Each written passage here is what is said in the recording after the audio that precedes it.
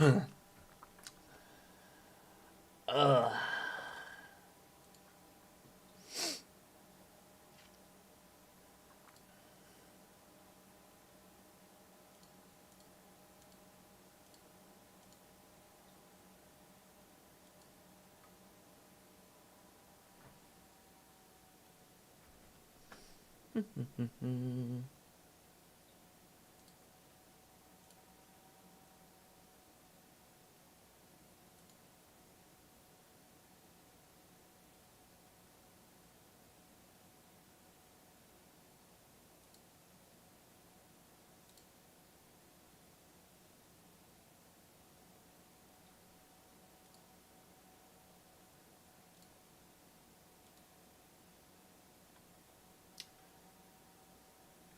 Hey, Stan.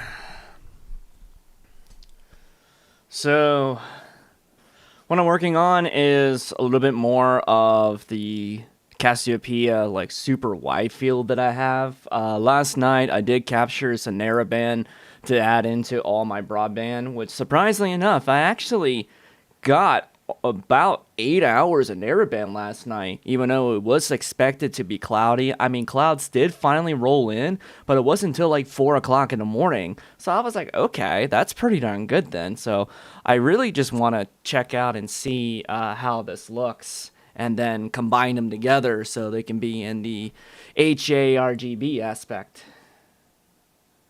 Hello, Astrolato. Thanks for joining. So let me go ahead and open up some of the light frames. I already have it stacked, so we don't have to wait for that. Alright, there's the broadband data, and here is the HA03 data. I need to take my sweatshirt off real quick. It's hot in here now.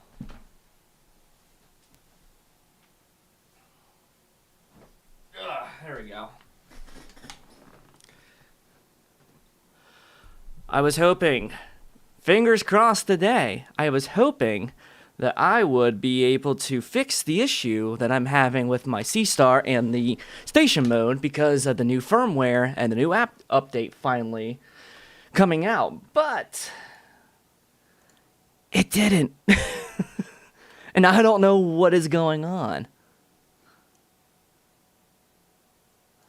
I pretty much have narrowed it down to it is something wrong with my network for whatever reason that it should not be having this issue.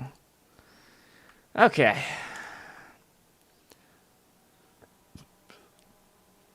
So that's the broadband data, and this is the narrowband data that I got last night.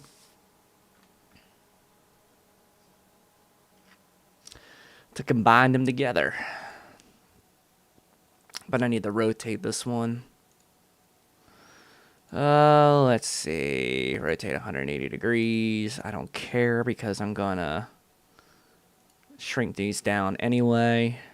Resample them. Because I don't need a 12,000 by 12,000 resolution photo of this.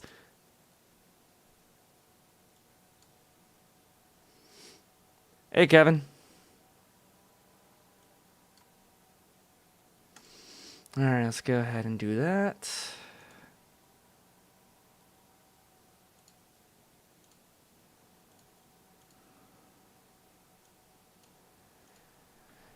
Let's go do some background extraction. Go over and use the Grexpert. Easiest way for me to do it.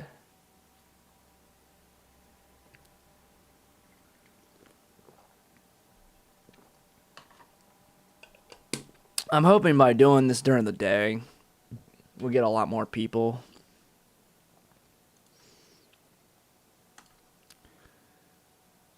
Go ahead and do Grexpert on this one.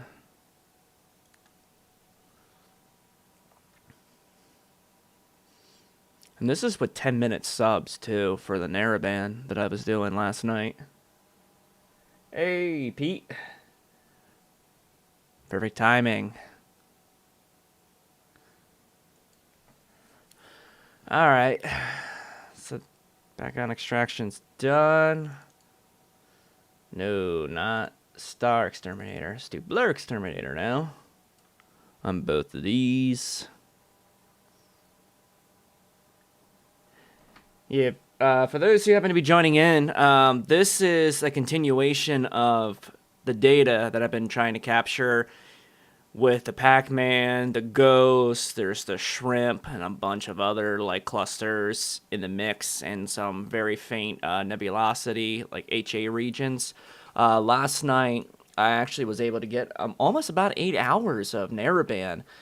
Was a lot more than I was expecting to get last night, because I know I was expecting clouds at some point because of a dry front that's coming through.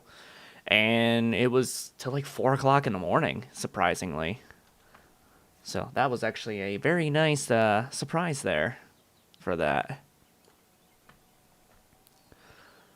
So we're going to see if 8 hours is enough just to kind of brighten up those HA regions. And with Pete here, might help me a little bit of what to do with GHS, because I'm still not the greatest for this. And if anyone wants to as well, we can go into Chuck's voice channel if you want, so we can kind of, talk with each other. I don't mind. Actually, that's a good idea. Let's go ahead and do that. We'll just go to community voice, I guess.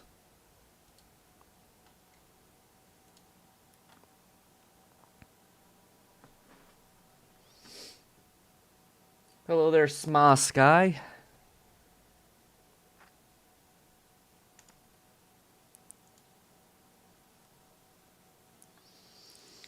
Alright, so noise exterminator.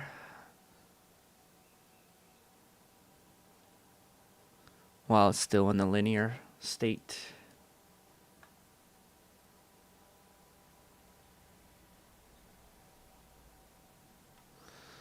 Okay. Since I have all those in a linear state, I need to star align the both of these. Well, the HA stuff. So, where are we? Where is it? Okay, there it is. Star alignment. Use the reference image of this. Combine to that.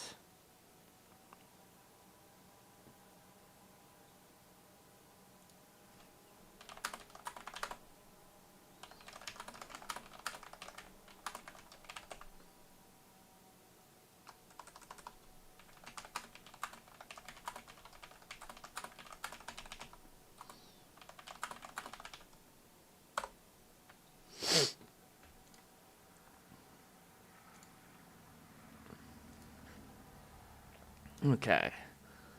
So now those are aligned. Let's just stick that off to the side. And I only want to get just the red channel here of all the HA. Yeah, that looks good.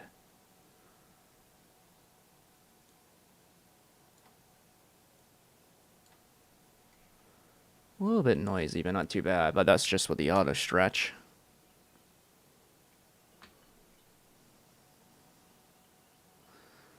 Alright, stick that aside. I need to get astrometric solution for this. And if you guys don't have this, especially for like SETI Astro stuff, and if you have no idea when you're trying to process like someone else's data and have no idea what their equipment is, this Blind Solver 2000 is chef's kiss, man.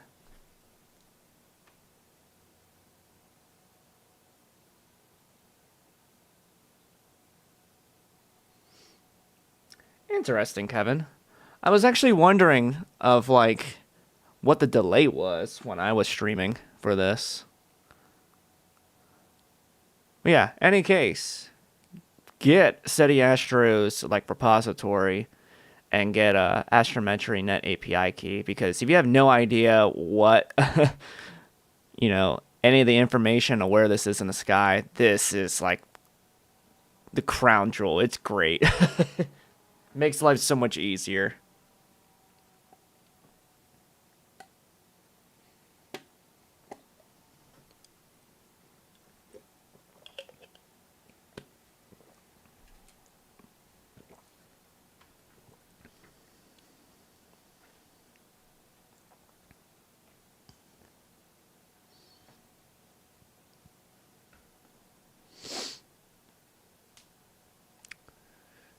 Error uploading image. Well, it was working fine. It was just working the other day.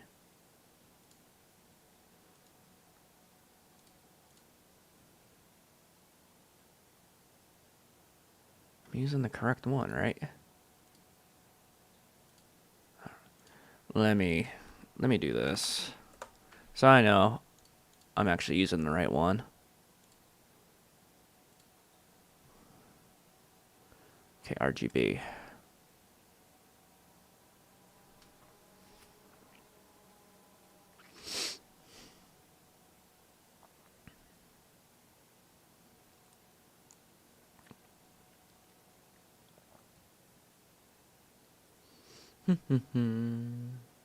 Hey, Astro Duck. It's gonna make a liar out of me now, isn't it? Imagine that. Okay, so we're gonna have to do it the old-fashioned way. Usually it works, but of course when I mention something about it, it doesn't.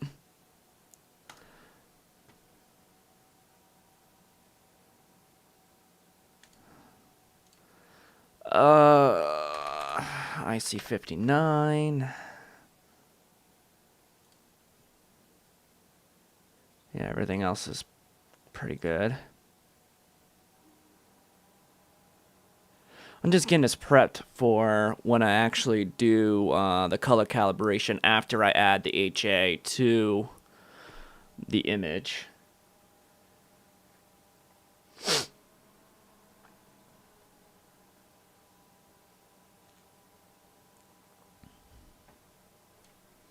Oh, I didn't even realize that it was muted for the outside of whoever was joining into the Discord channel. Oops.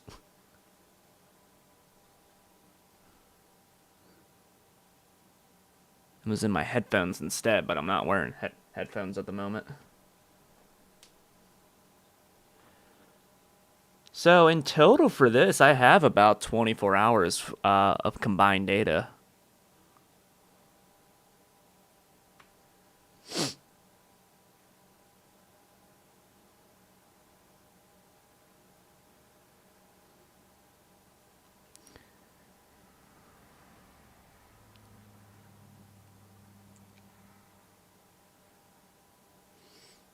Did you guys see the huge like solar eruption like super early this morning? I'm in a new very active sunspot region. I got some of the sunspots with the Sea Star earlier this morning when I was trying to see if the station mode worked, but it didn't. Astroduck, yes, I did. That's what we're doing today. We're going to try and combine the H-alpha data that I have, that I captured last night, to add into the broadband data.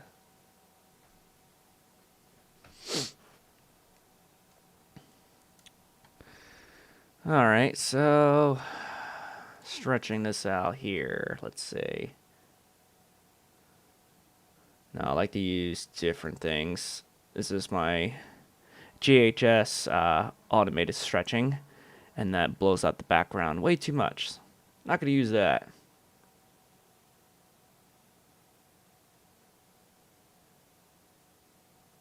Sma, are you using just regular white light, or are you doing hydrogen alpha for it? Actually, let me bring my stream to this side so I can actually see you guys without like breaking my neck to the other screen that I have here.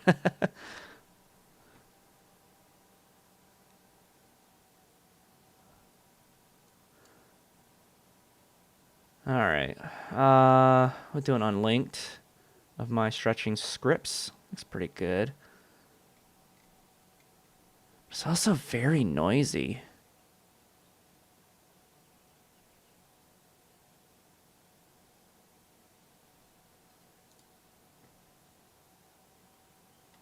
Oh, okay. Thousand Oaks. Yeah, that's a good one. I'm trying to remember with those Thousand Oaks. Are they a white display of the sun, or is it the orange color?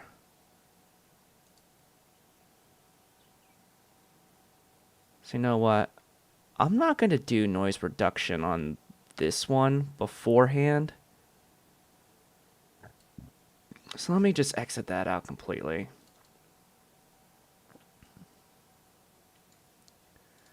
And I'm just going to redo this. Okay. Yeah, that's noise exterminator. Let's go ahead and bring up the star alignment. Oh, that one's different now because I renamed that RGB.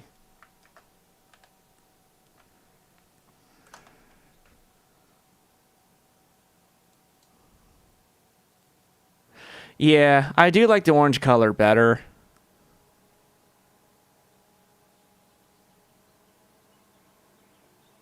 Okay. Now that we have that, extract the RGB. Minimize that, throw it off to the side. Don't need the green and blue because there's like no oxygen in this area whatsoever besides the Pac-Man. So let's see. Does that look any better?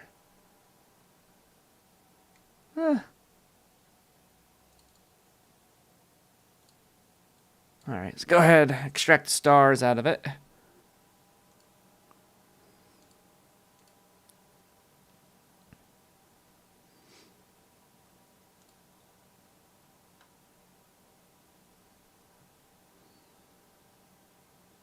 Because I don't want to have to deal with the stars aspect of it.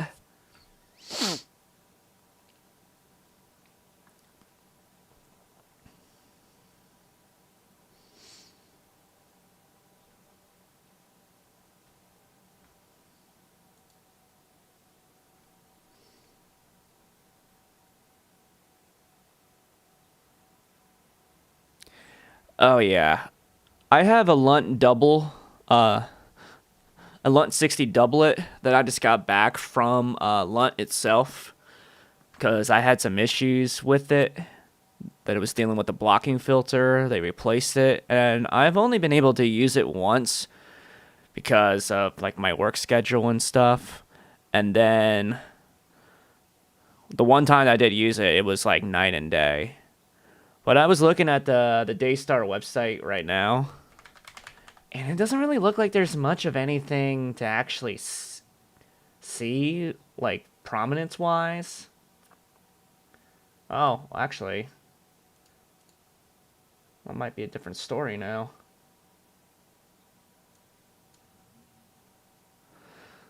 There's actually some nice proms over there on the left side. Wasn't like that earlier.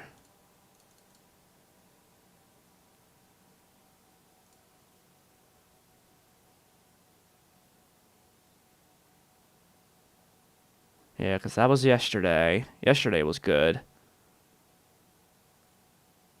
Today's pretty decent then.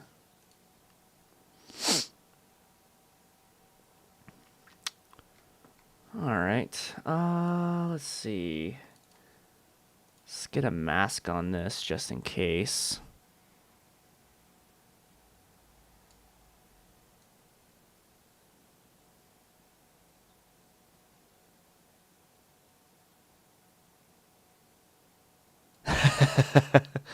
I know. Those H alpha scopes are insanely expensive. Especially if you get like a lunt, well, they're a couple grand, where people just get away with just the Daystar Quark because it's like 1,000. Well, it's like 1,200, but then you can use it in pretty much any like refractor that you want.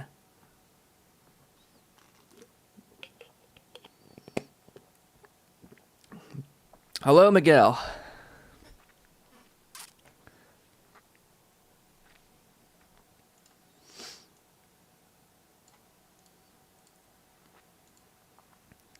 All right, let's go with this. Where is it? Where is it?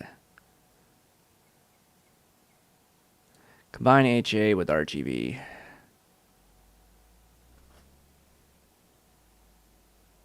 Oh, it's a truck.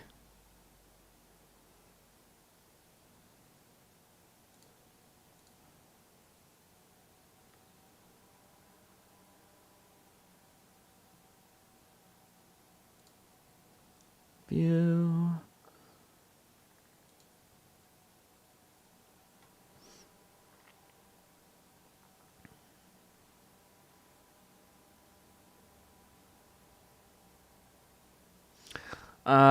I made a mistake.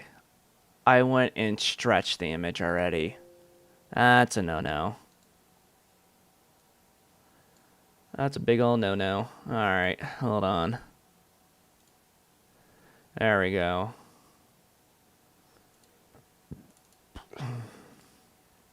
Let's get rid of the stars. I don't need to make a star image.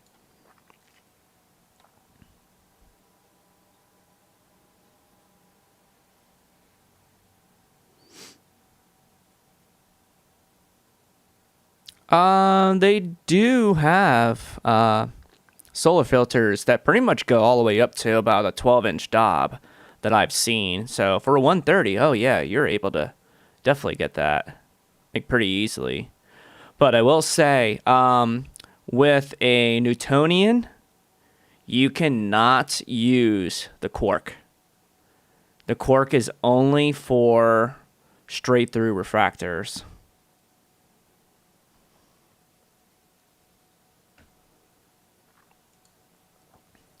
All right, now let's try this again.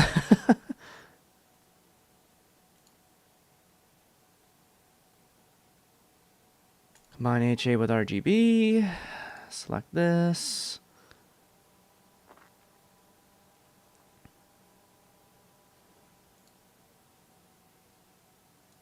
And I'll worry about the registration and color calibration and all that kind of stuff later.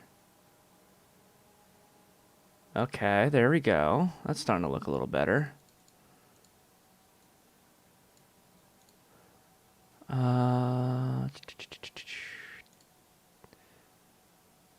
Did I delete my mask that I made? I might have deleted the mask. I absolutely deleted my mask. God darn it. Alright, let's try again. Let's try this. Oh, that's right, because I have to stretch the image before I'm able to do so. Oh my goodness. Alright, let's stretch it, then unstretch it.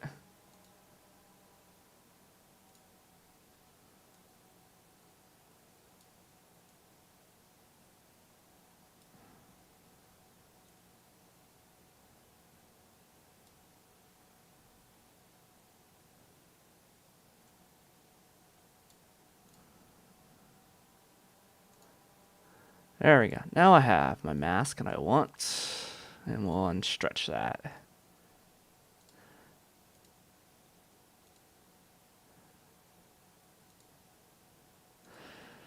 Now let's actually get somewhere.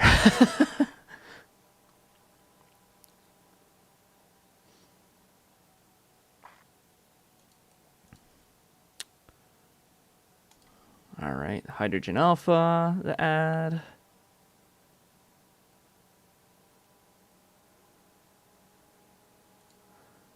And then we'll add the mask. So I'm trying to prevent it from getting into the background too much, because sometimes you get a lot of artifacts.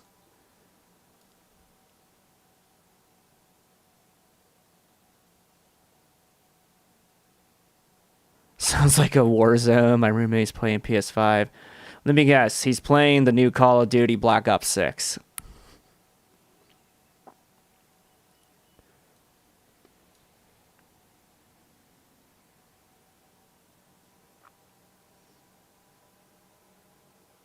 Want to tone it up a little bit, yeah. And the amount of stars that is in this background is absurd.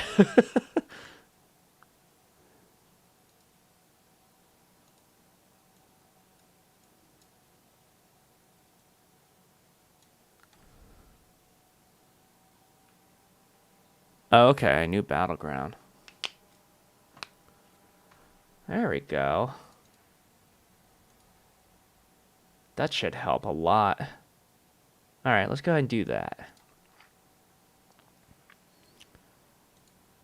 Set that in the stage.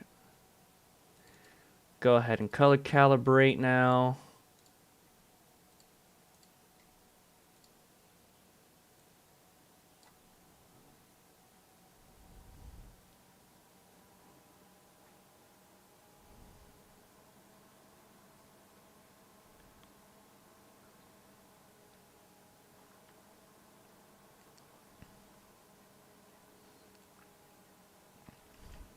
Now, Pete, I don't know if you're still here.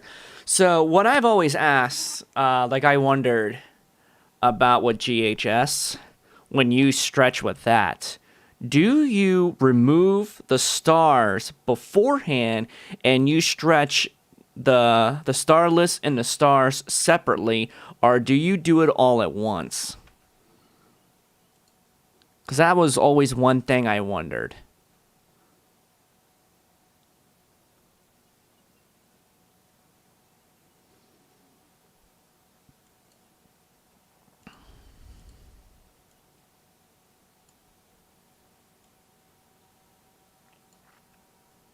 Because I could try both. So I could just make a clone of this. And not just remove the stars. Because I do have star stuff. Okay.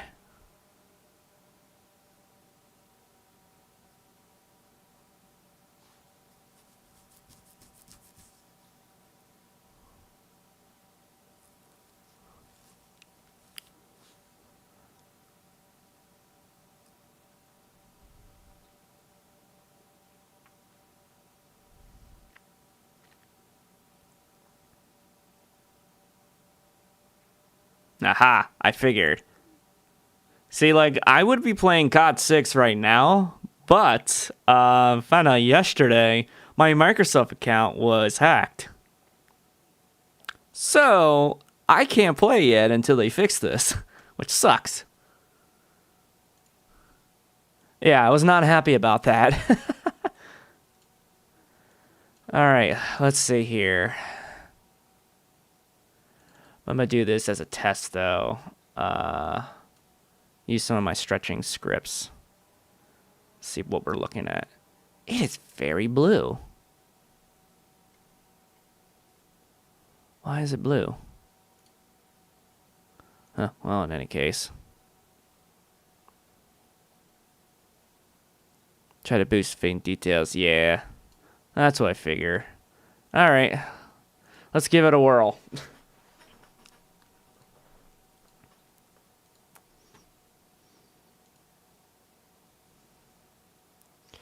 Now, what I've heard that you do is start off with the linear, and you set your black point from that, and then you start stretching from there. I say I'm not very good with GHS, without a doubt.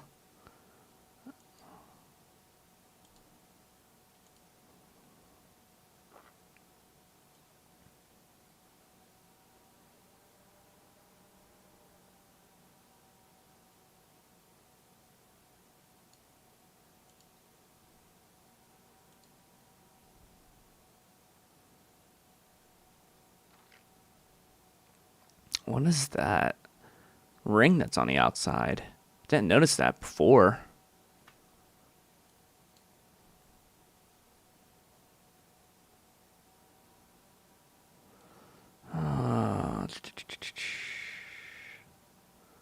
Some of the brighter points.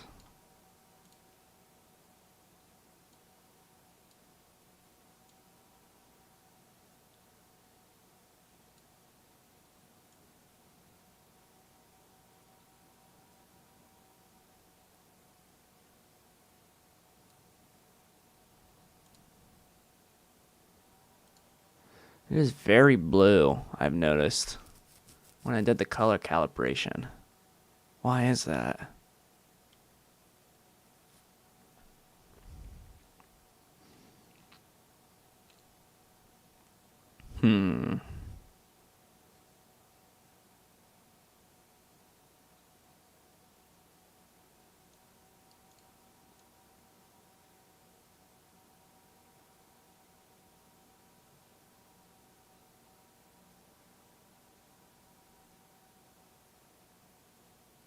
Feeling blue? Probably.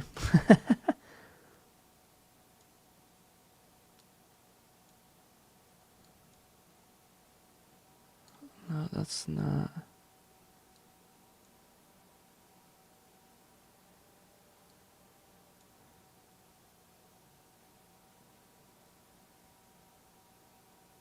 Yeah, I just feel like I'm overcooking it already doing that. That's very weird.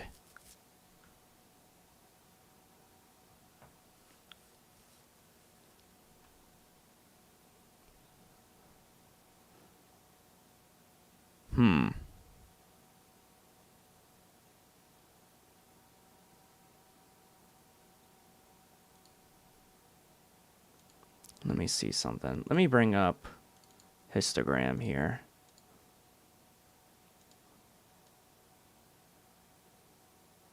Oh, the blue is a little bit over towards the right too much.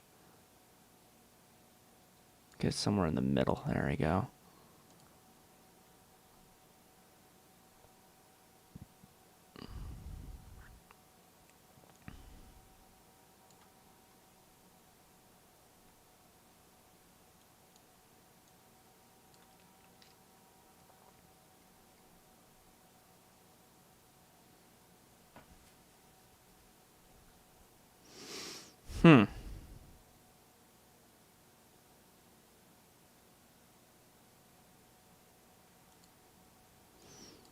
Let's see if I do a little bit of modified SCNR here.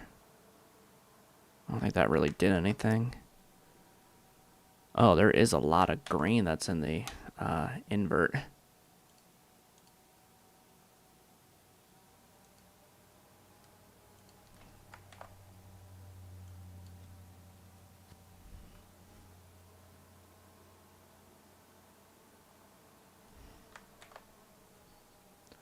Oh, well, that just turned it orange. Don't want that. Huh. So I'm trying to decipher if what I'm seeing here in the background is like very faint, like nebulosity or like some INF. Especially like over here, like this doesn't look like just like noise. It actually looks like there is like INF here.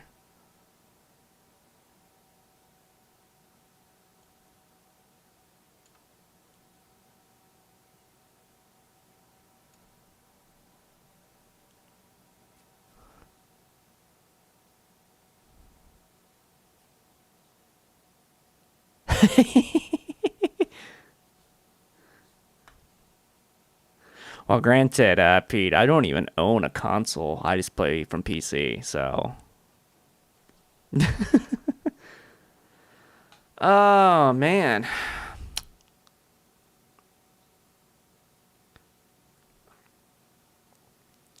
Yeah, see, that's what I'm wondering too, Astroduck.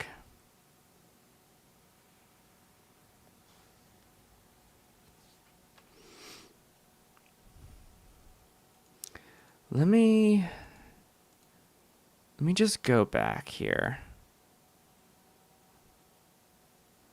Go back in my steps for this.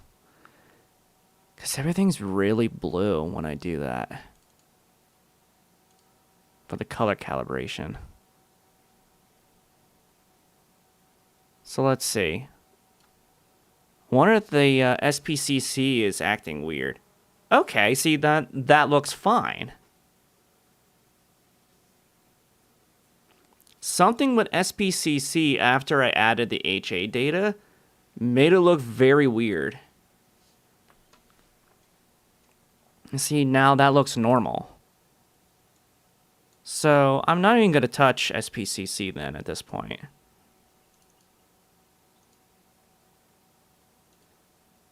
What if I just do a simple just auto color script and see if it makes it blue then?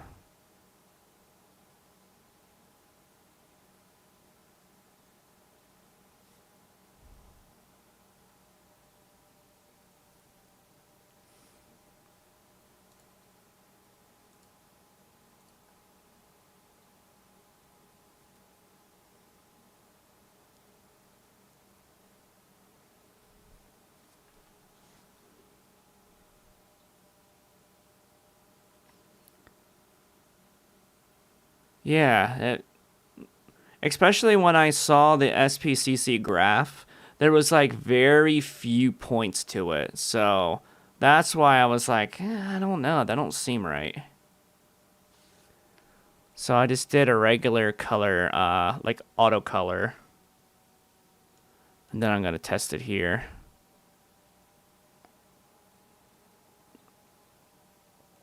Okay. Yeah, right there. That color looks really good then. Yeah, I can see it. It's faint around there. Oh my gosh. His Iris Nebula is insane. I don't know why I was up at 4 o'clock this morning. I was like, I'm going to go and process this because I can't go to sleep anyway right now. Yeah, cheaters. Okay, so at least we're working with something here. So we'll try again with GHS.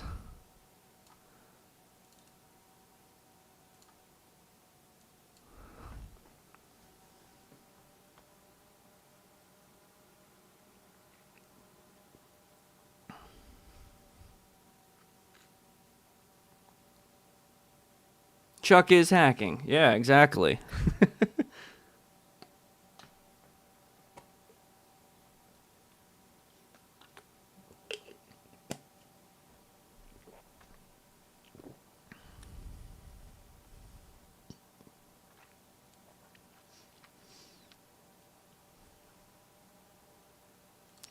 Alright, so those are stars. Let's try this again. Although I always like to try and see if my GH stretch will work just fine or not. If it doesn't blow out. Or just makes everything white. Oh boy. Alright.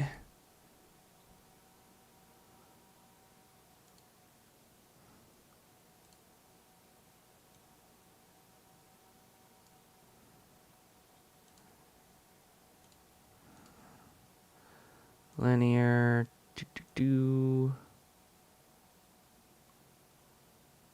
Come on. Where are you?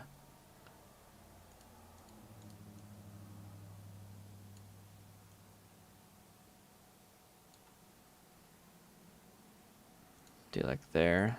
The black point.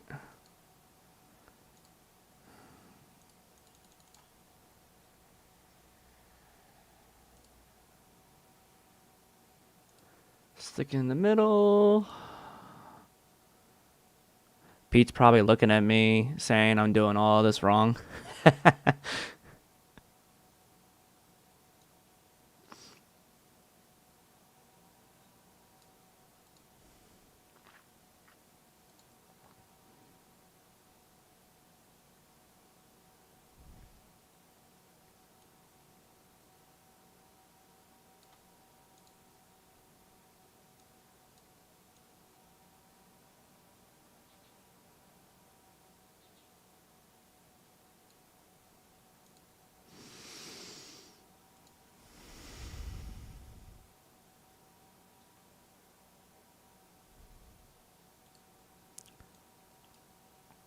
I think there is nebulosity here. It's just very faint. That's kind of near the Pac-Man. It really does look like something.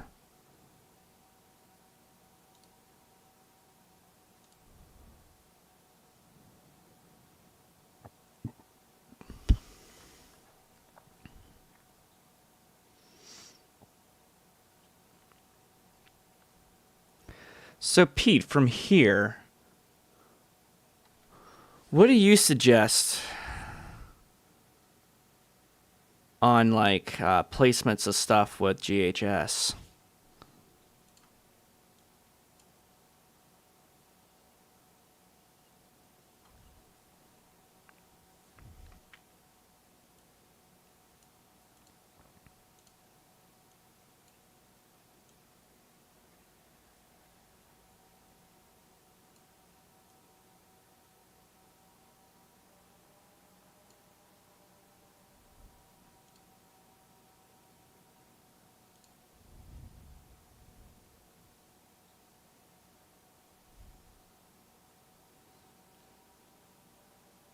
Yeah, I'm starting to.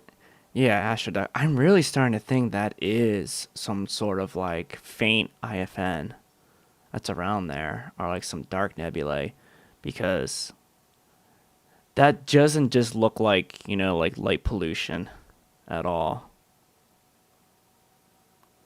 I'm kind of happy with this for now, but I gotta really fix what's going on with this like ring.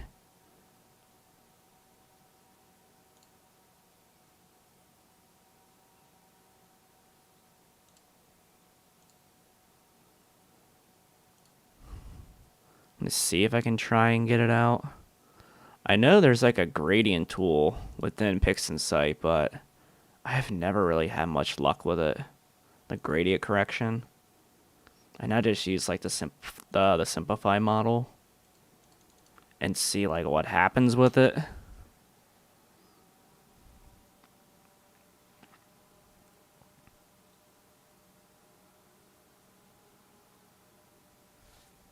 I don't think that really made any difference.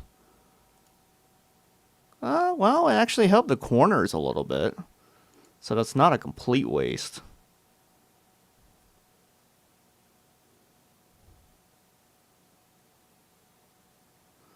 Normally start off at the peak and then pick points to the right of the peak. Okay, so I was kind of doing it in the right sense.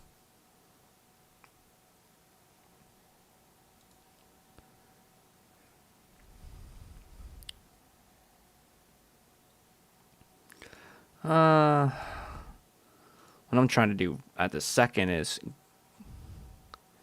I find that selecting automatic converge can also help within that tool. Okay.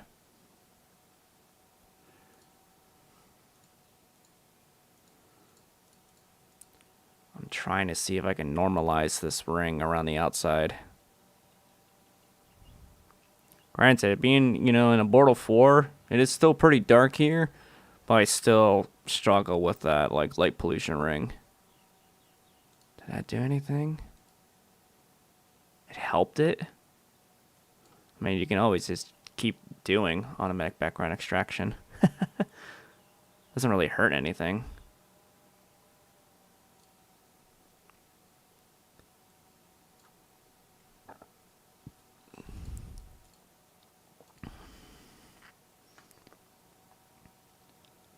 Now, where is the automatic?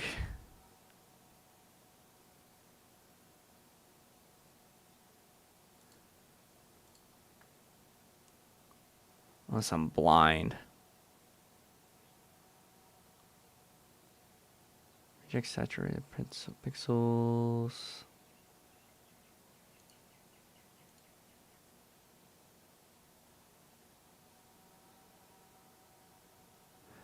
Yeah, that's what I was getting ready about to try. Next is doing a grid DBE.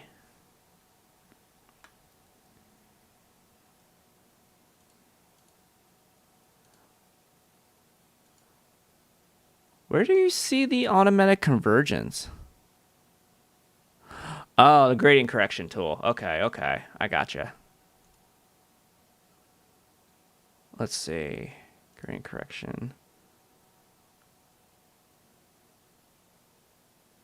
Oh, there it is. Okay.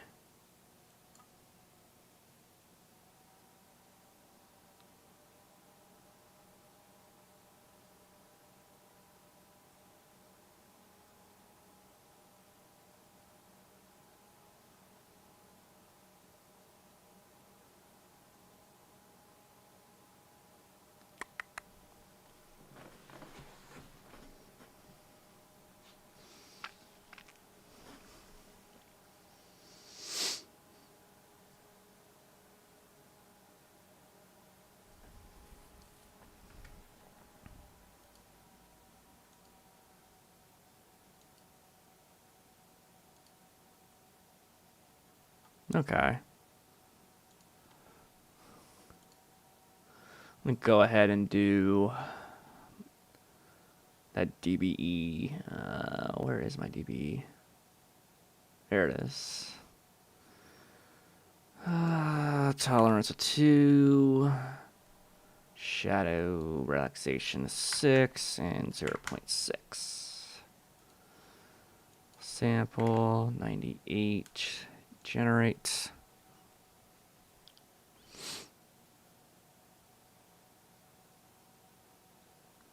Probably not, but my OCD tells me otherwise. That I will notice it.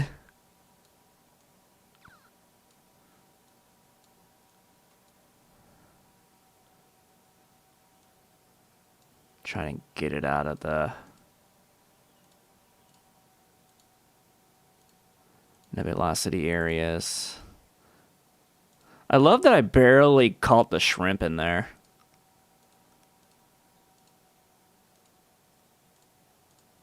Put heavy on those points through there.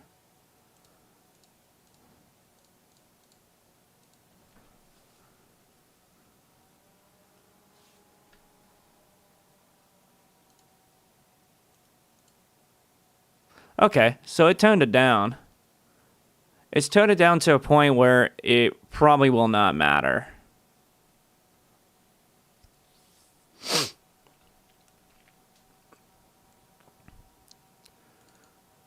So now we can do a little bit of some noise reduction, because I haven't done it yet for this.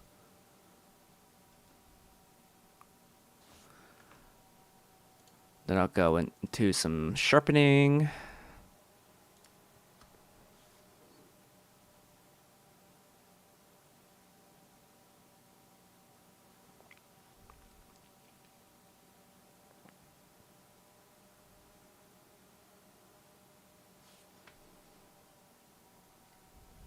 Okay, looking pretty good.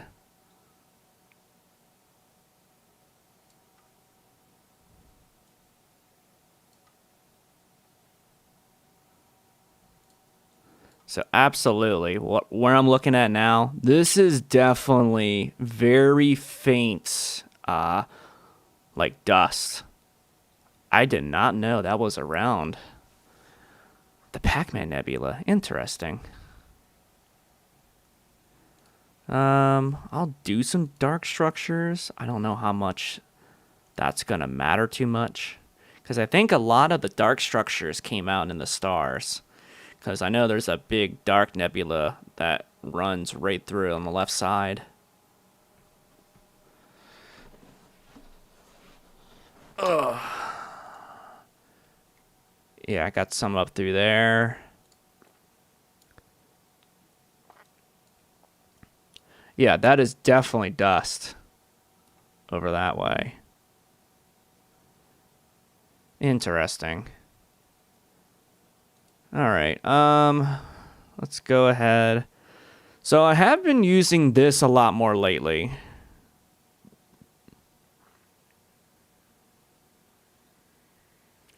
Pac-Man closer to center. Well, I was more focused on the ghost region. Pac-Man just happened to be there in the field of view. Because I know there's a dark nebula that stretches all the way through there. But I've been using this tool a lot lately. the selective color correction. And it's been very helpful too. And like it makes your mask and stuff for you. And then like you can, you know, increase the reds.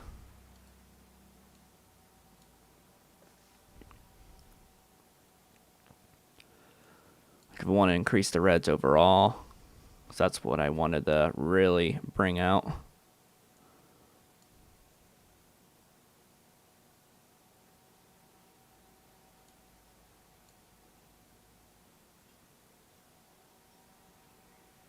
Bring up the saturation, the reds. Add some contrast to it. And that looks good.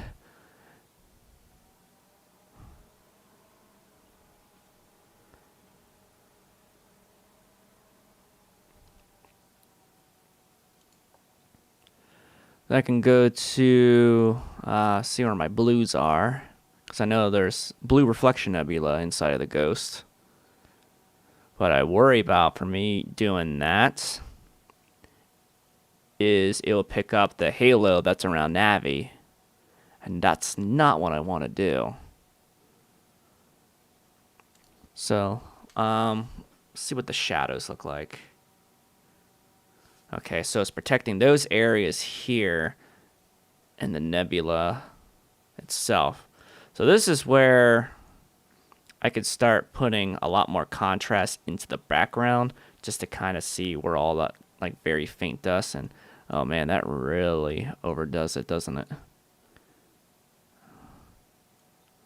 Let me put the smoothness all the way up.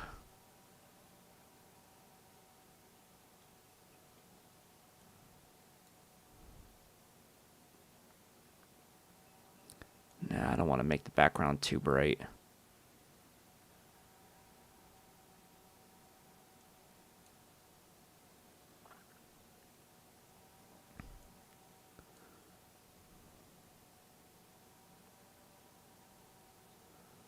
I think right there looks pretty good.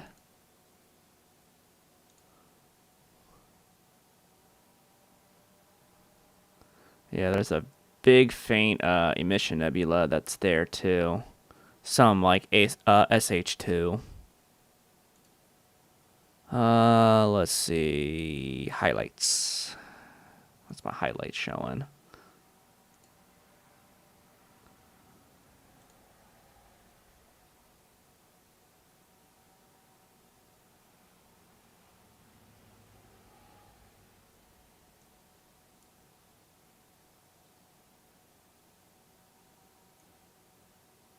Yeah, this tool is so nice because I used to have to make these masks like manually, and I have a thing for that.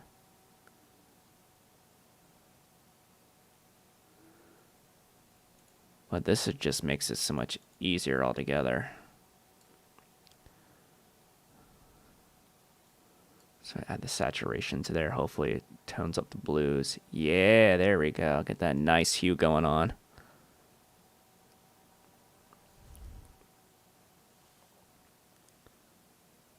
Some contrast.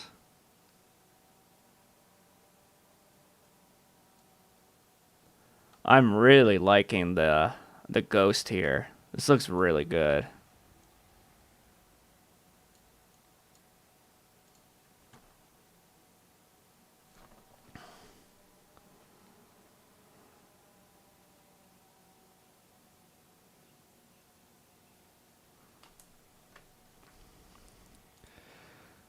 Okay, well, see what's going on with the low saturation.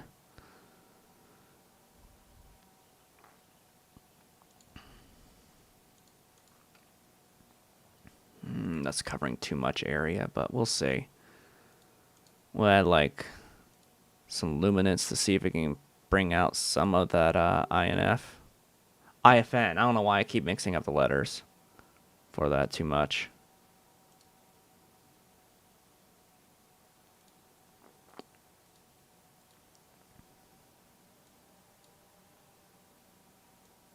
Put the smoothness all the way up. Subtle change, not too bad.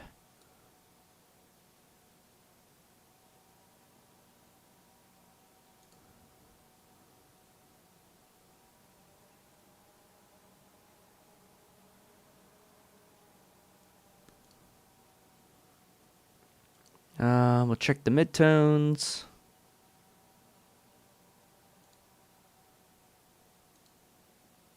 I think that's just centered around, yeah, the outside portions of the nebula. The one thing I wish they added in the selective color correction is the ability to do sharpening in with it as well.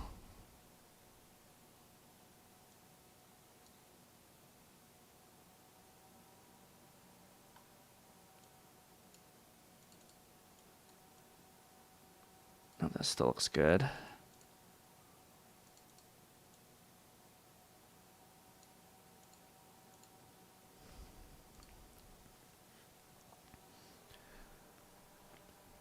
Okay.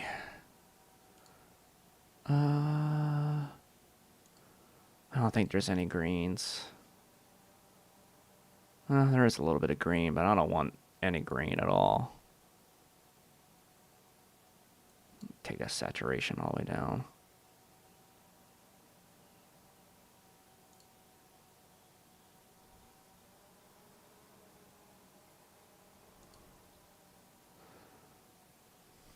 Now for the blues, I'm going to make my own mask for this, because I don't want to touch the huge glow that's already there from Navi.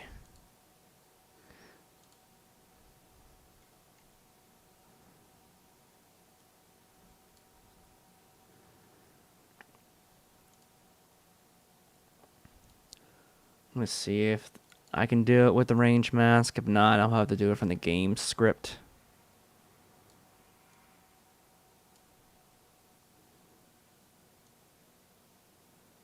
Get a little bit of it. Yeah, I'm gonna have to go to game script. That's fine.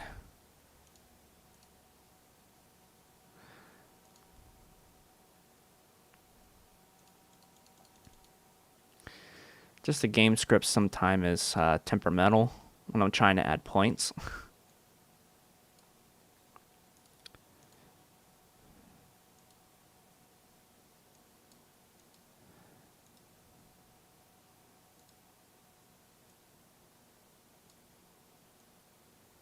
Let's try and get it close like that. I don't know why it keeps doing that.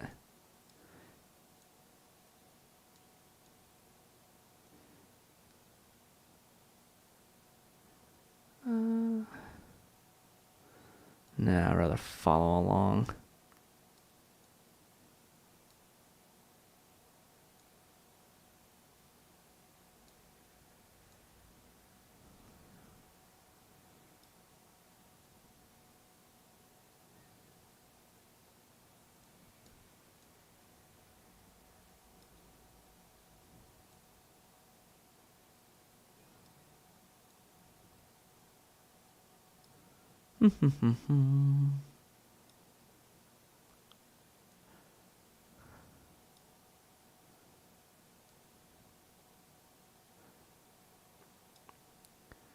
Let's say I should probably do it throughout the entire hook of this.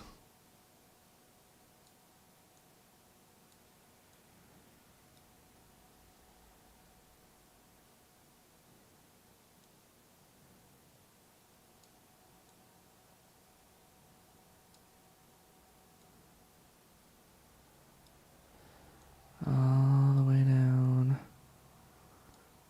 So I just want to add a little bit of some like saturation in this area.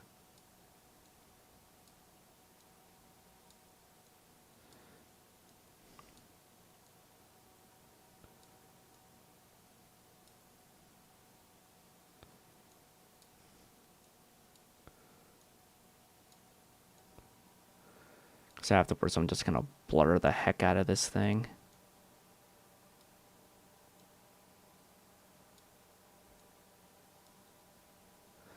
There we go.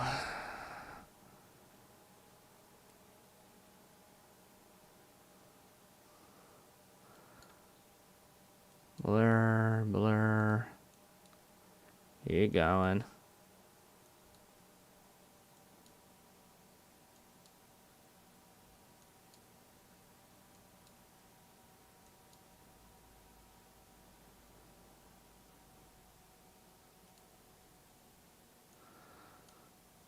All right, let's add that.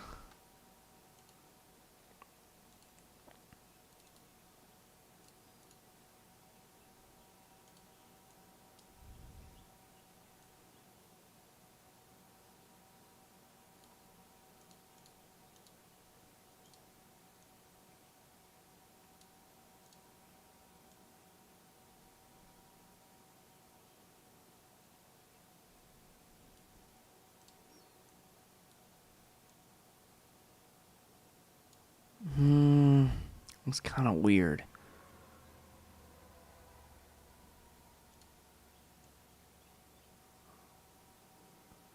Like the slightest bit of saturation there.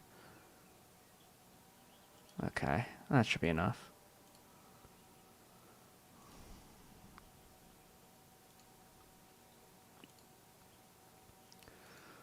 I'll need that area. Okay. Now I got all these stars.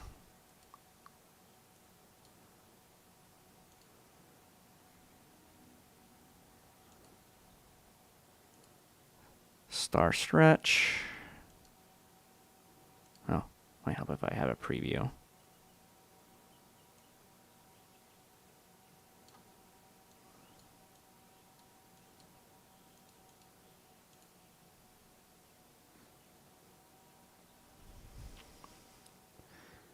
That's a lot of stars.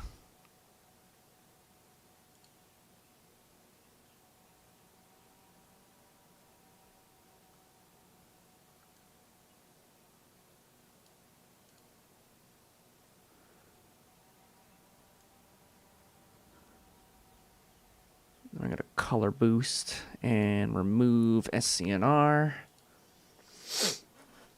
See, how does that look?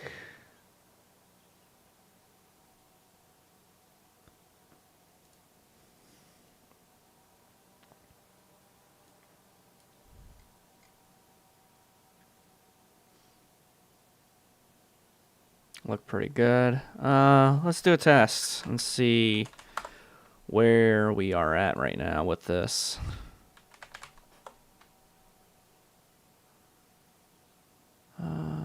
Combined.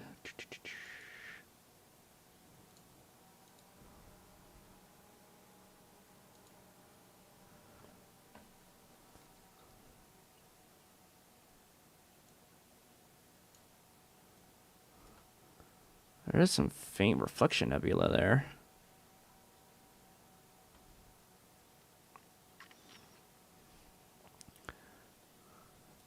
But I still think the background is a little bit too bright. Or it's probably because of the absurd amount of stars that are in this region. Also, you can see the OUT cluster. Or the ET cluster.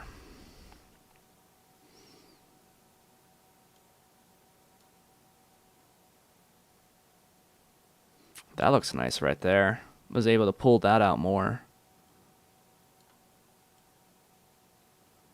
Very faint hydrogen region.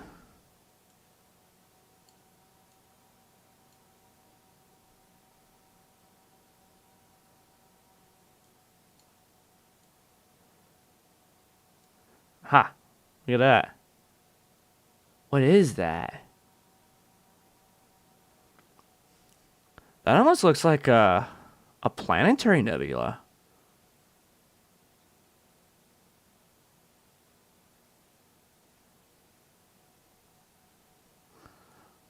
We'll look at that later because I actually want to do an astrometric solution to see what some of these areas are. But that is... What is that? It looks like the inside of like a jellyfish. Like a moon jelly.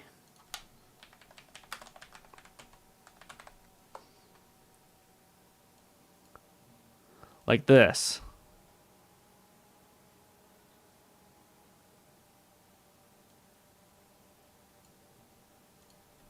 Interesting. Okay.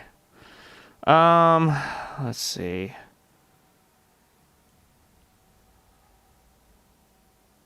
Overall, this is looking really good.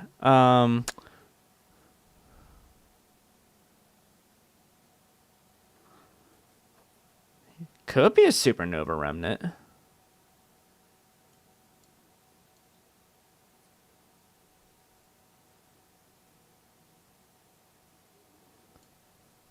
We'll investigate that a little bit later.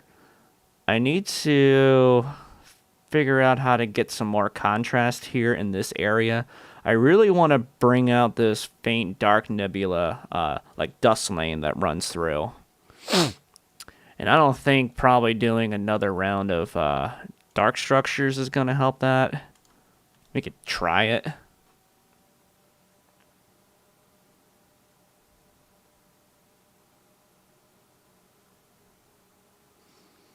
And this is a nice, interesting thing about doing like super wide stuff like this, because you always find like very like interesting new features that you didn't even know was there. And this is actually how new discoveries are usually found. They start by just doing very extremely wide field of views in just random areas of the sky, and just get like, you know, a start on with some exposure time, and just see if anything happens to kind of pop up.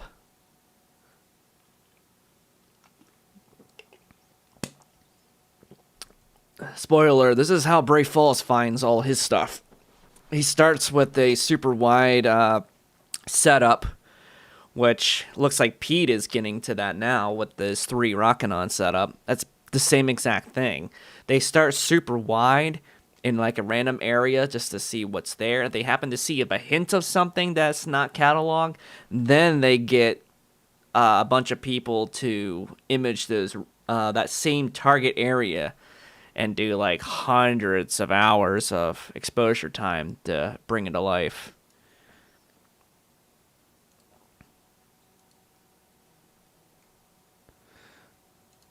Actually, that did help.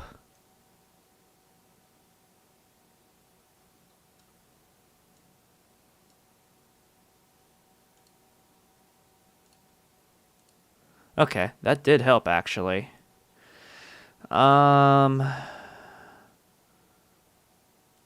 Interesting. I never realized there was... Is that Dark Nebulae around? The Pac-Man Nebula? Or is that artificial? That might be artificial, actually. Because I don't think that's actually there. No, I'm not buying that. I think that's the script doing it.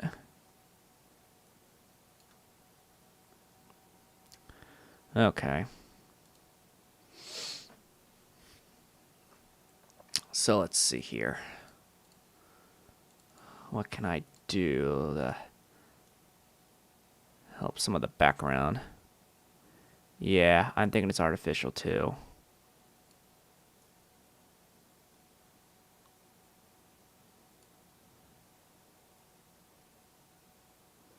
Do like a small S curve.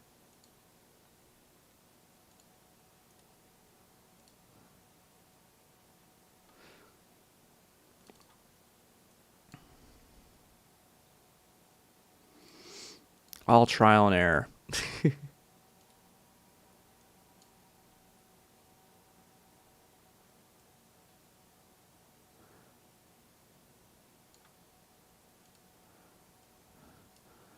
All right, this is going to be the the Chuck question here.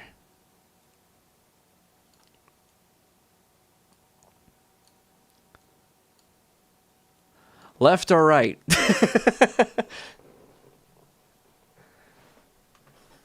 Do you like the little bit more darker look on the left or the lighter look on the right?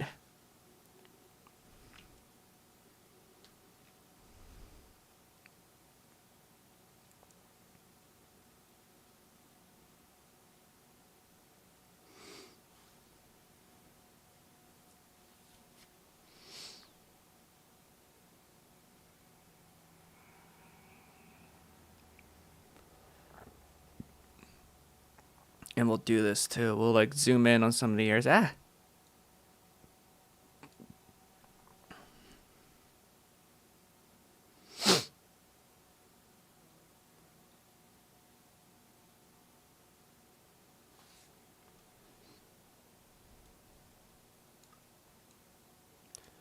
There's a Pac-Man area. Go away.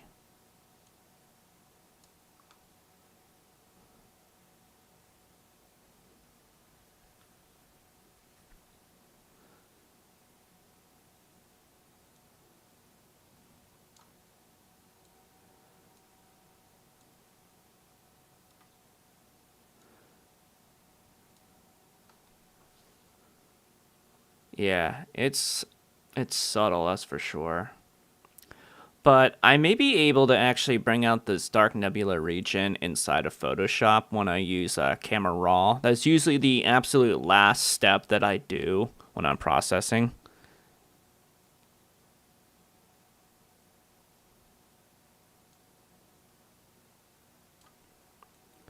All right, we'll test this view here.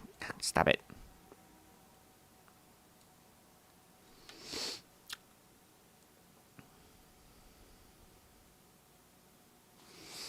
I do like how much more contrast it is right here on the left one.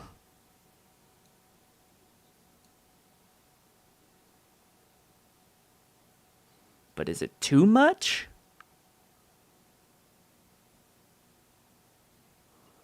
I just don't want to introduce like a lot of background noise because of it.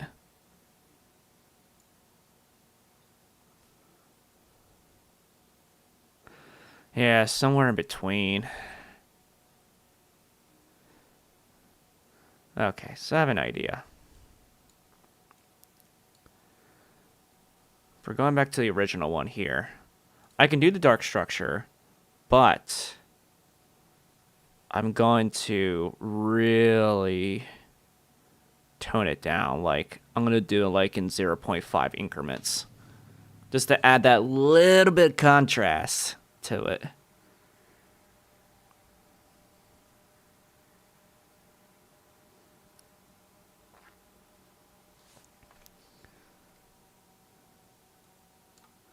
And I'm definitely going to be doing a star reduction for this region.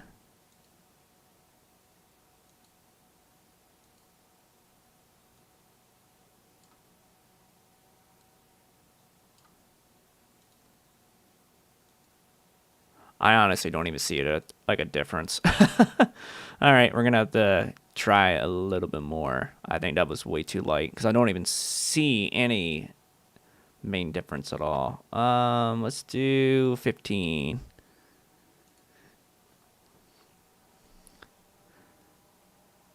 That big dark nebula structure looks like Godzilla.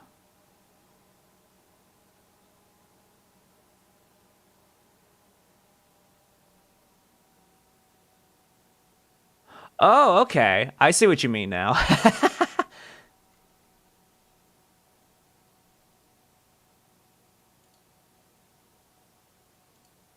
There we go. That just added like the slightest bit of like dark nebula like contrast. I like that.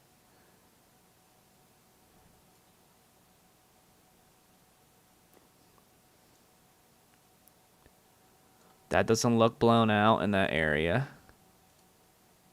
Oh, it still adds that little bit of a hue.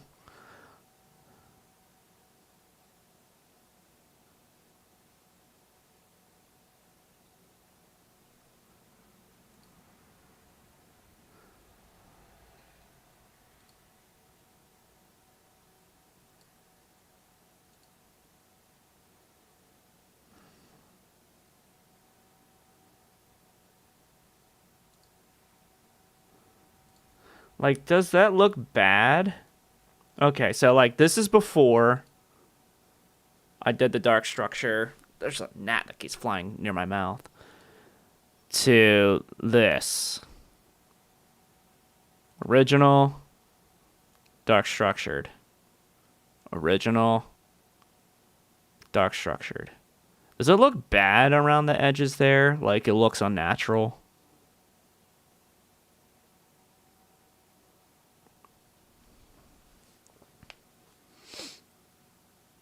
I almost had to put like a protective mask just around the Pac-Man in itself so it doesn't do that.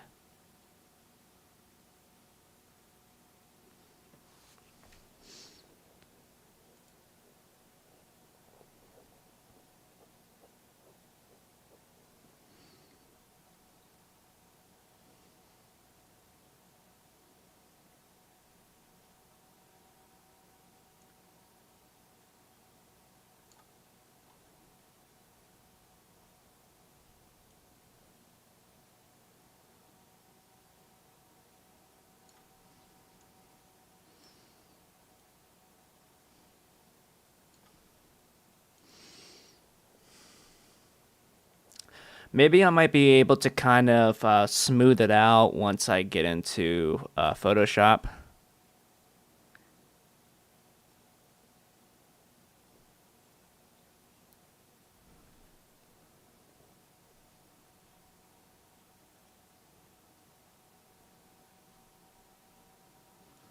There's the shrimp.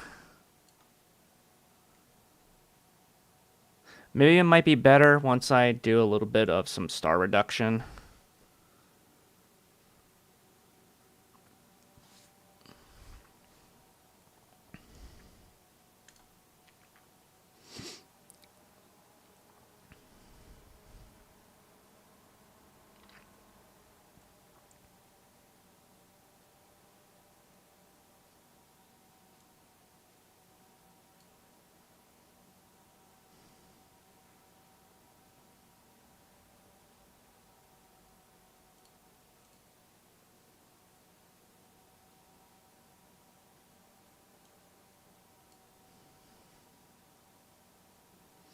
Always the preview looks so weird when I do star reduction on here.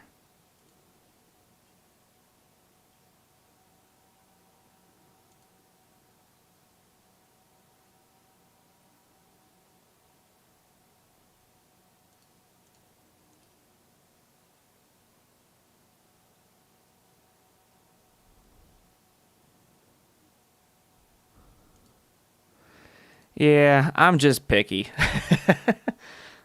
I'm very picky. It's actually a decent little tone down right there. Zoom out.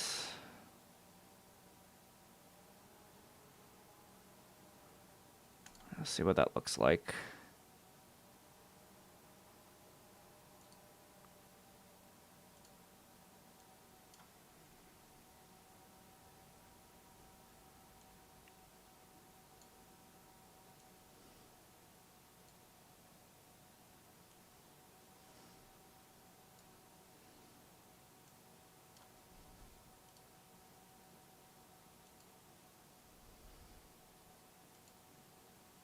What it was before to now.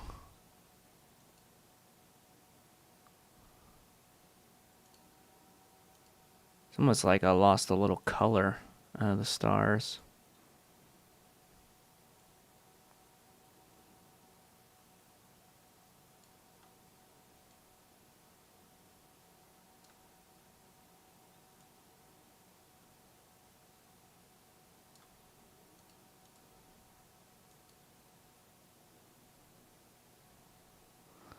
Wanted to see this area. Okay. I think this is looking pretty good.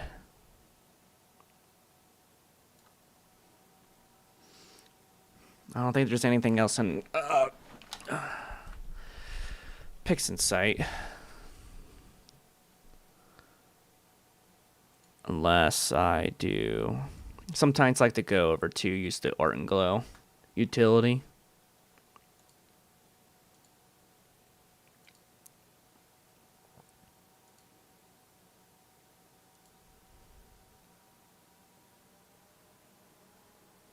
That's not the one to use. I don't know why it gave me that. There we go.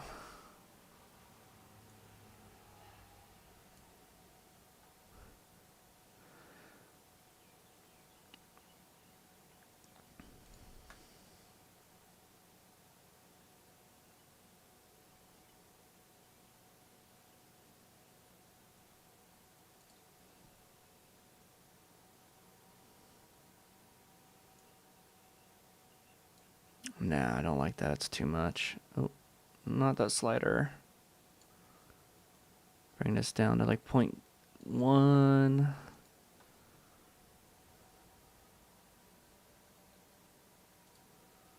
See, soft light.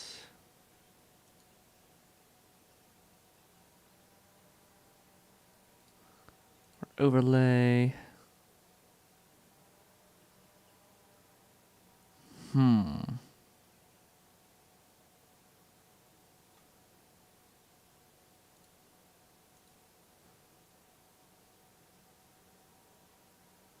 Kind of like that soft glow a little bit because it kind of just like enriches the colors compared to like the overlay. I don't know. What do you guys think here? I know it's probably kind of small to see it. So, this is with the screen in blending mode, which puts it like that.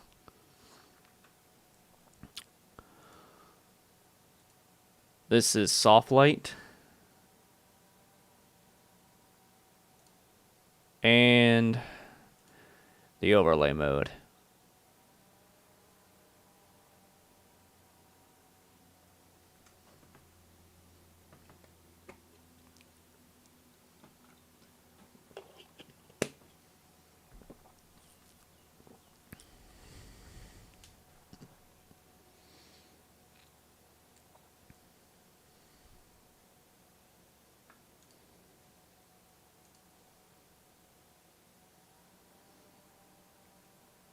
Kind of liking the screen one more.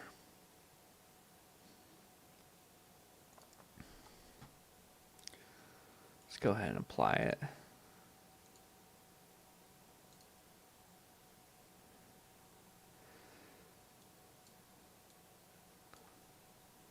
With the effect, after effect. Just a little subtle glow.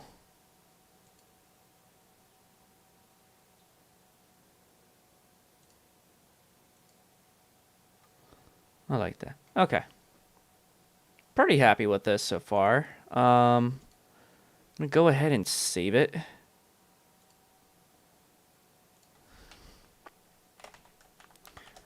And go into Photoshop.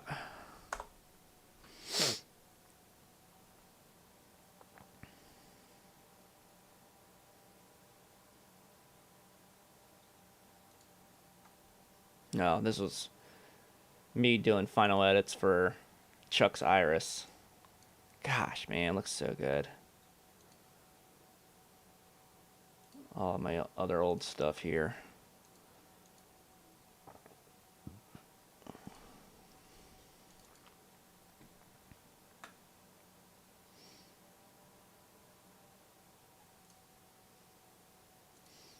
Use some of my Photoshop actions that I have. Star is a little smaller. Oh, that helped a lot, actually.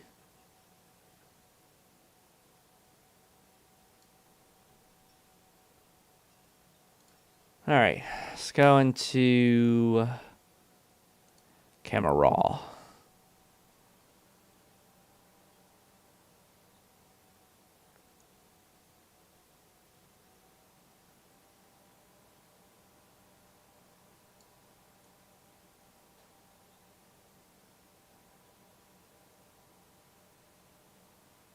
It's got very windy outside. But yeah, we don't have a red flag warning, even though we have ridiculously high fire danger today. So, it makes perfect sense.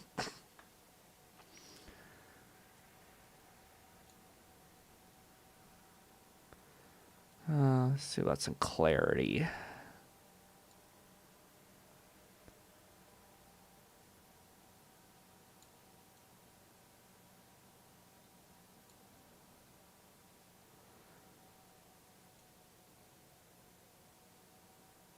I'm not gonna mess with dehaze. It's already saturated enough.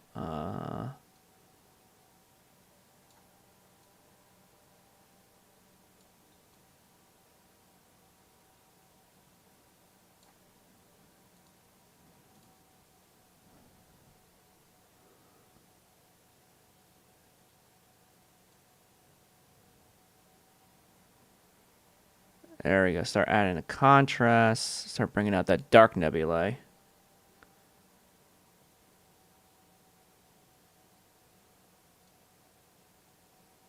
Now leave that at 0.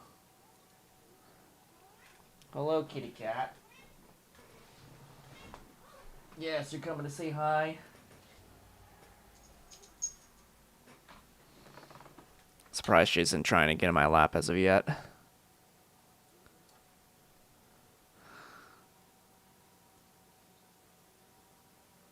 A little bit of some sharpening.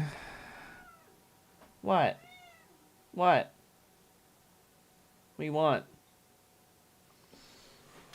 Hold on. You on my lap? Come here.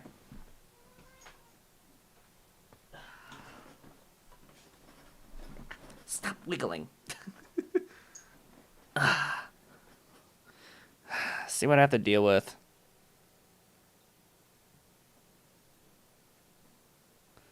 This is what I have to deal with the big child of mine. You're fine. Don't be so dramatic.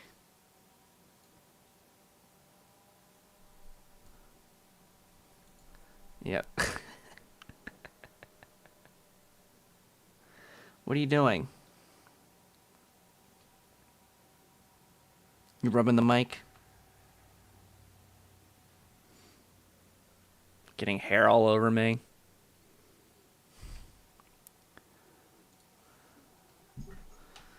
Oh, and then now you want to leave. Just like a cat.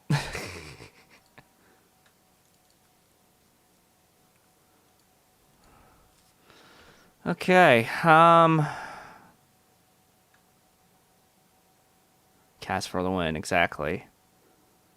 That's why they call it the red cat, for a reason. Alright, well, let's go ahead and combine that.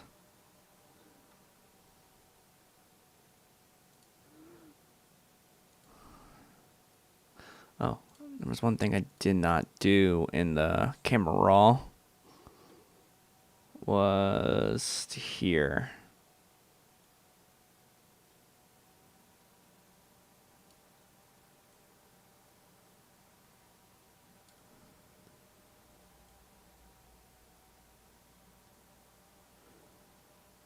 Boost some of those.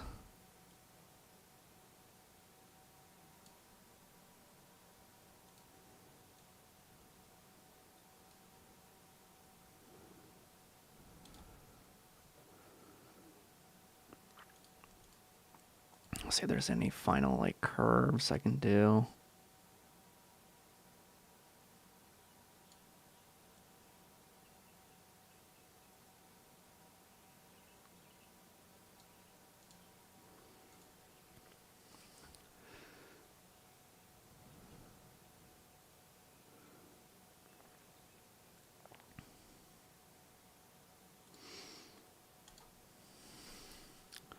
See if any of these Photoshop actions actually do anything good. Okay.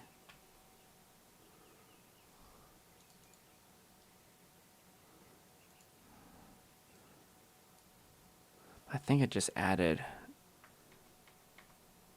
Oh yeah, it added a lot more noise to it, and I don't want to do that. Do a fade sharpen. Let's see, lighten.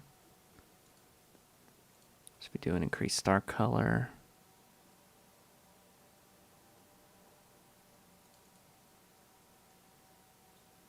No.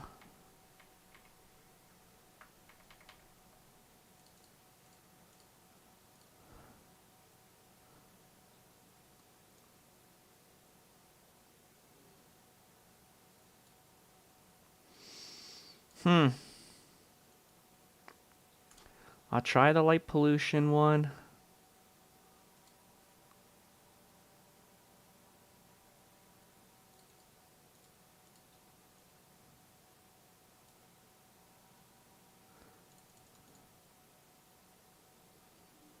Just need like something like in between that.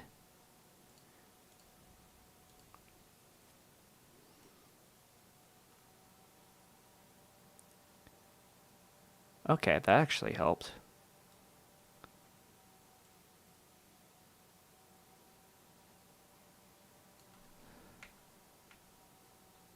Like right there.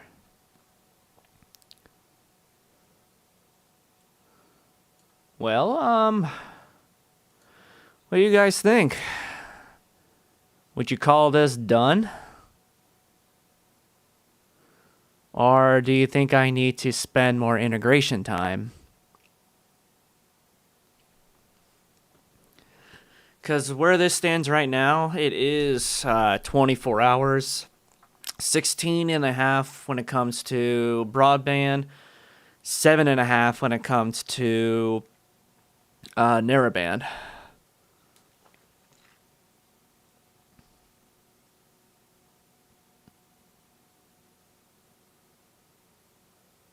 Looks good.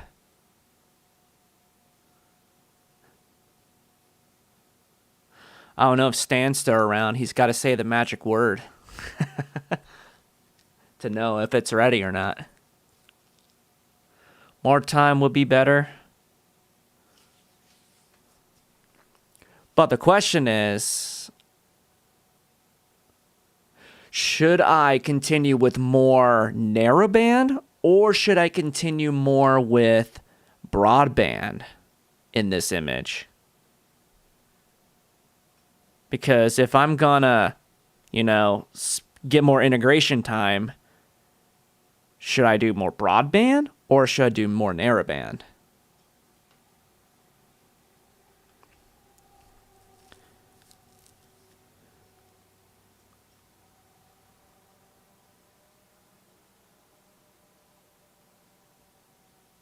Yeah, print and stand. Exactly.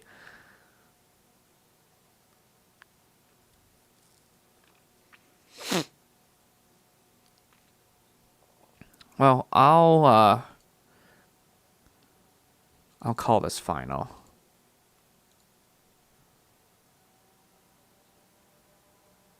Best course of action is more HA. What does my sky look like tonight? Oh.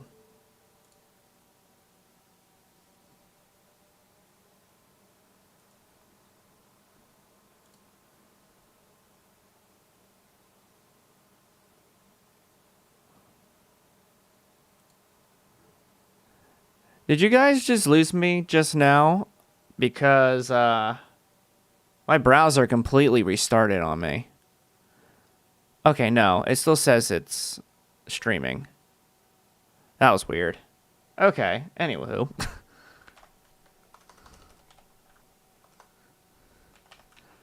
My web browser decided it had enough.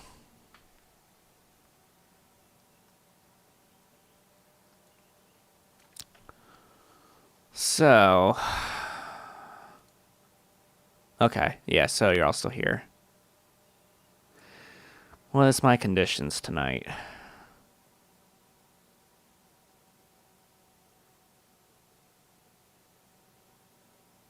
Mostly clear. Okay, good.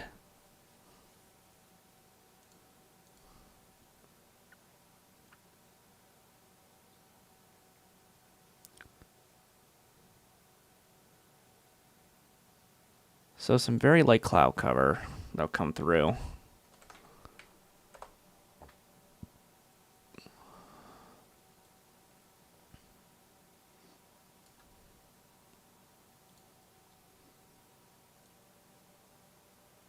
But the front's already been by.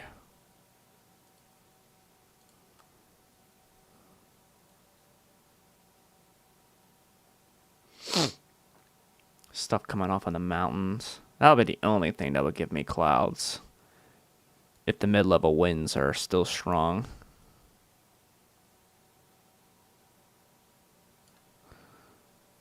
Okay. Let's bring this back into Pixen's site now. Actually, I could just use what's here. I want to know what in the world is this? And I'm hoping Frank's what's in my image will do so. Oh, that's right, because it doesn't have the astrometric solution. But this one still does. So we'll use this one as the example.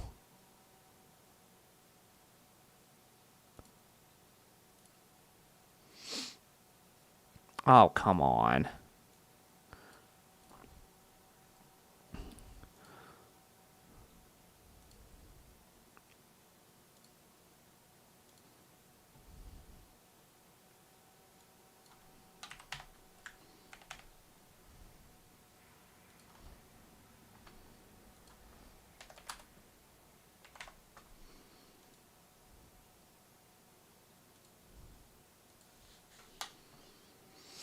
Let's see if it's registered as anything. I'm sure it is probably something that's already been discovered, because, I mean, it's not too far away from the Pac-Man, and the Pac-Man nebula has been imaged so many times.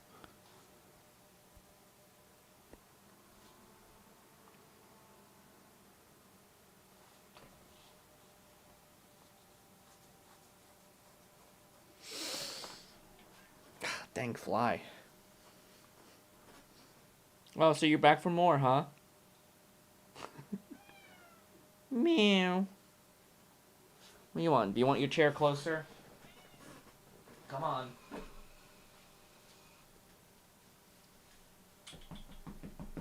Come on. Yeah, she has to have her own chair in my office. That's next to me, so she can sit there and annoy me.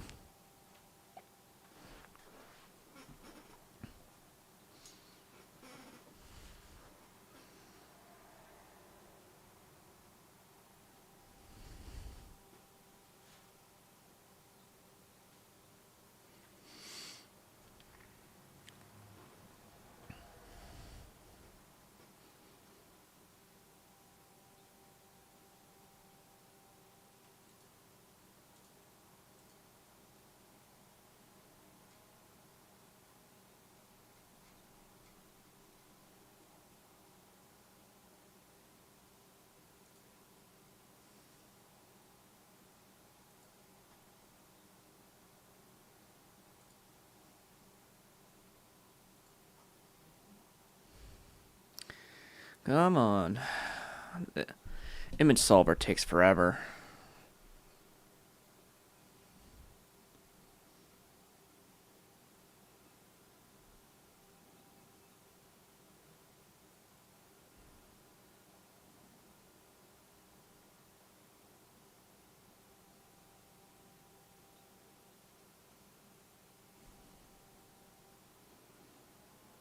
There we go. Now we can use what's in my image.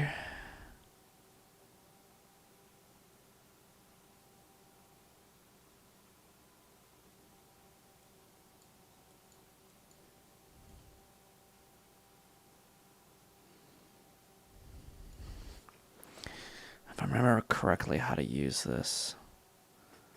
Oh no, not that. That's distance.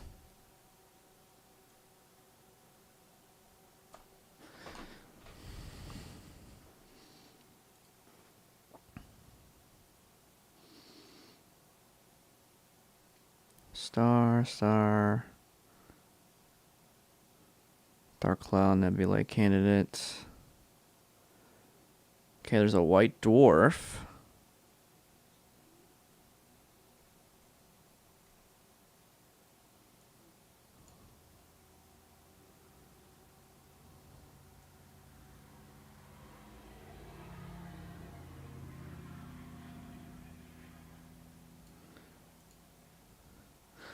Oh, LBN 12? Is that what that is?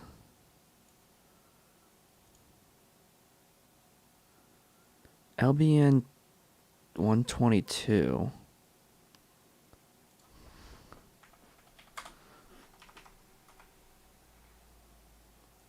H2 region.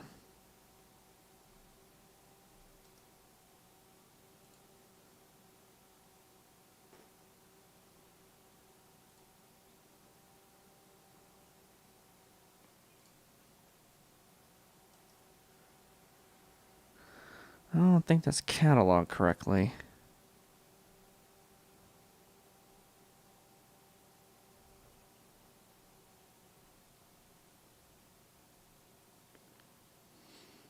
White dwarf, no, because it's not in the center of that.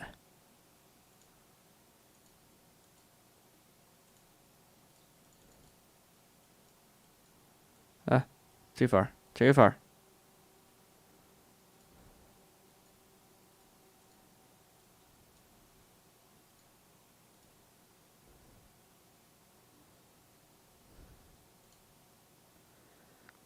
Dark Cloud Nebula, TGUH 806. What is that?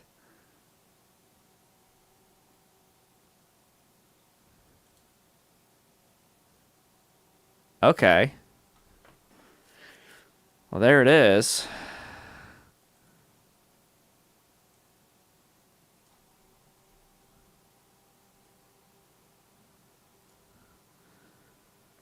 So it's not a planetary nebula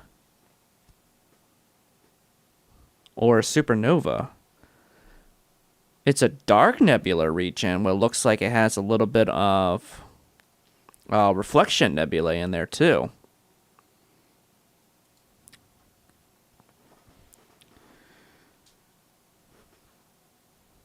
Interesting. TGUH 806.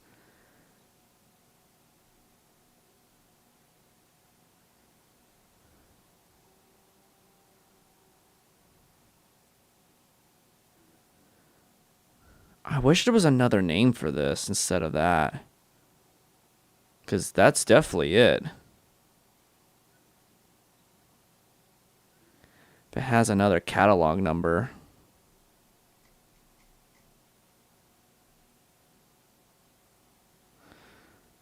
Does anyone know any other good places to like reference something like this?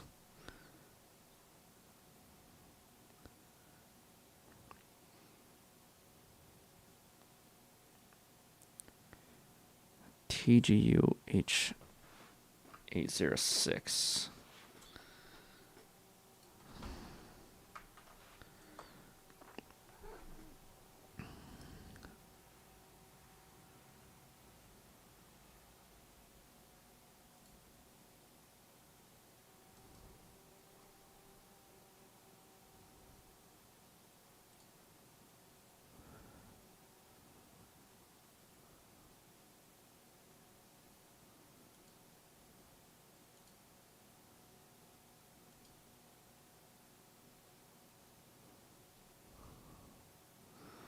Well, yeah, I guess that's really it for it.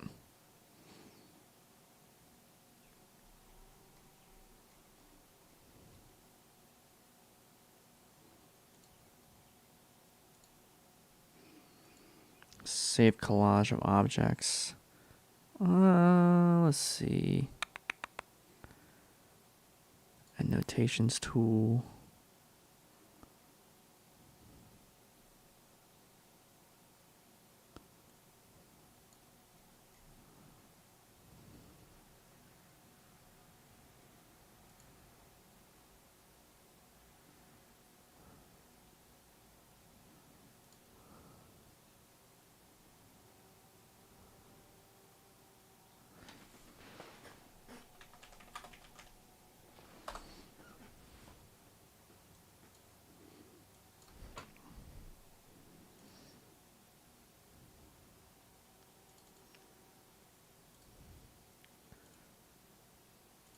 Let's see.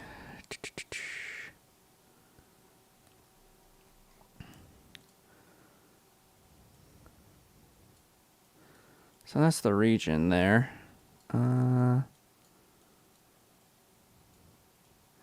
GN.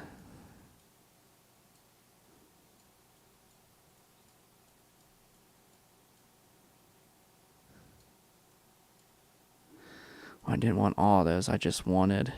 I'm still getting used to this tool that Frank has made. Oh, I need to do an advanced search instead. Where's Dark Nebulae?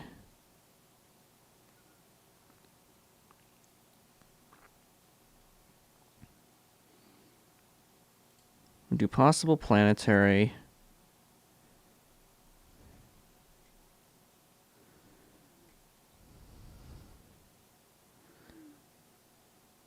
See if there's any supernova remnants.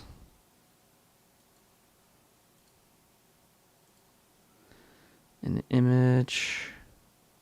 Reflection nebulae.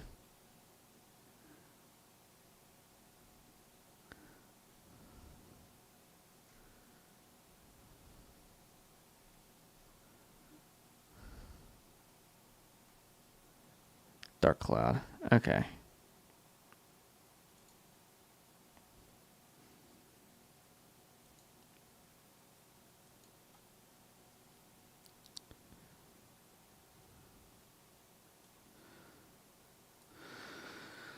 Okay, so the only information I got, it is a dark nebula region.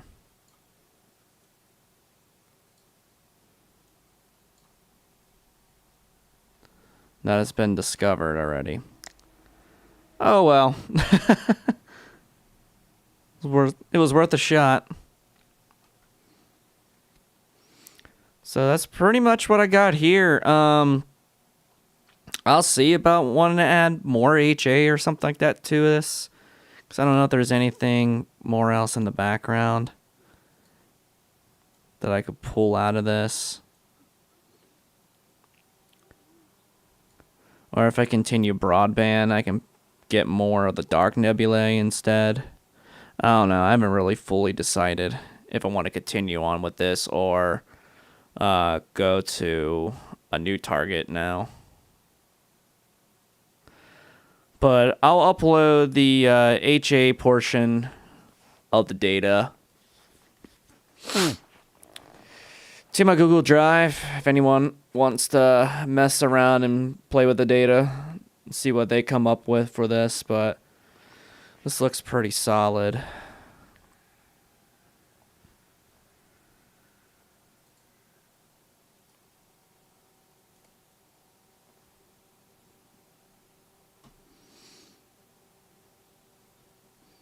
I think that's all I got for now. Should probably get some lunch now, but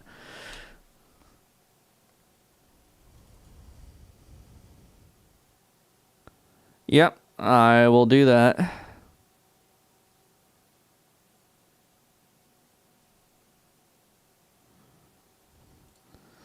So this is what we ended up with. And see if you can pull any more of the fainter background nebulosity by chance.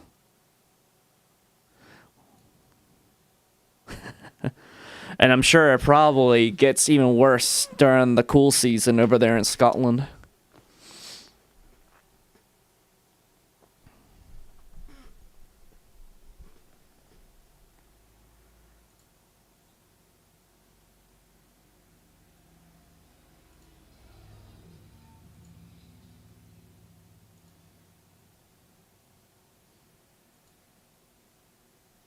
Some of the solar data I worked on recently on my thumbnails. Chuck's Cheating Iris Nebula. Alrighty, well, I guess I'll wrap up the stream here. Thank you to everyone who happened to check it out today. I figured I would do a processing stream because I haven't actually done one yet. Thank you guys for your help and suggestions on what to do for this image. And I'll see you next time.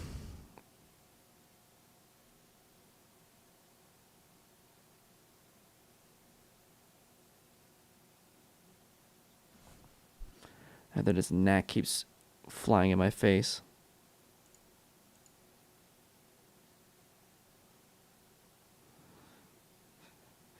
See you later, everyone.